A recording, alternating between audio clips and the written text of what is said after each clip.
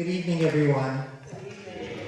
One of my very favorite playwrights is the playwright whose name is Sophocles.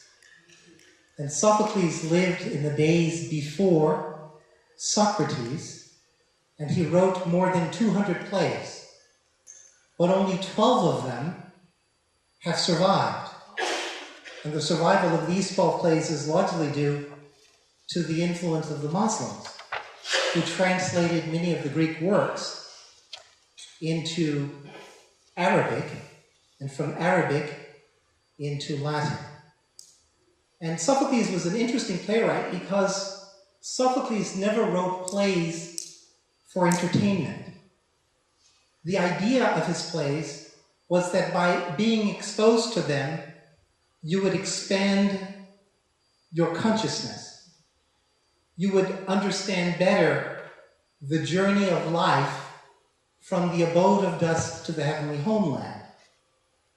Sophocles wrote the last 3 plays of his life when he was 89 years old, and he knew that he was crossing into the threshold of a new phase of his life.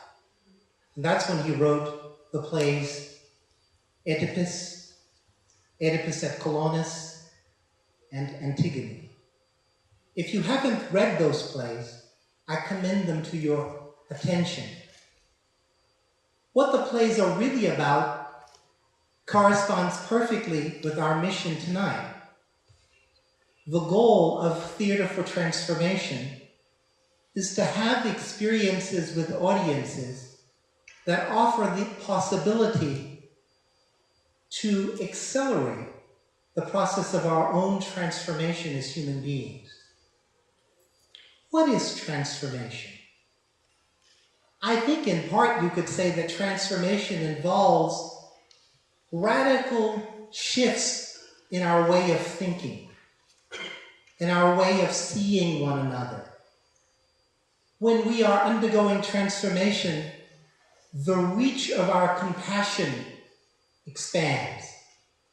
And we are not as afraid as we used to be to look at what we have been, what we have done, where we are going. We step out of the theater of superficiality, and we have courage to interact in an authentic way with people who might be quite different from ourselves. And although we know that we are taking a great risk, we know also that there are forces that assist us and that guide us and that protect us as we strive to achieve our destiny. One of the things that I study as a professor is I study hope and hopelessness.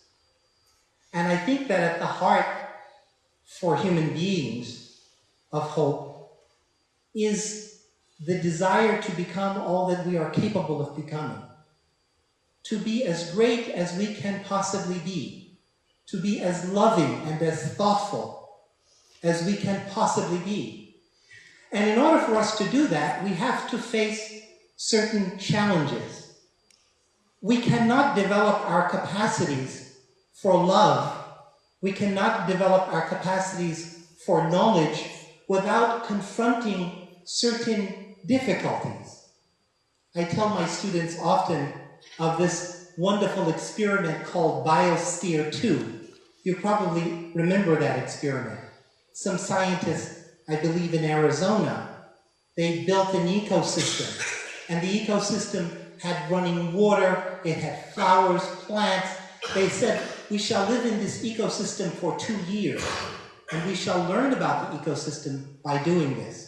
So they went into this enclosed environment, and they noticed that the trees in Biosphere 2, although they grew, they did not stand up. They were all laying with their heads on the ground.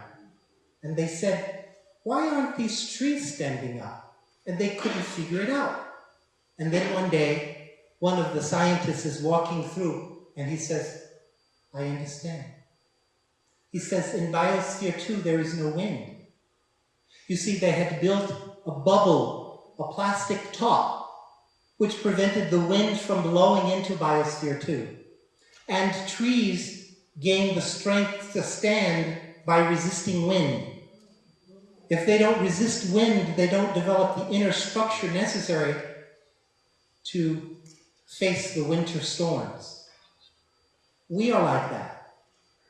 And our history, our personal history, and our collective history is nothing but wind designed to cultivate our capacities.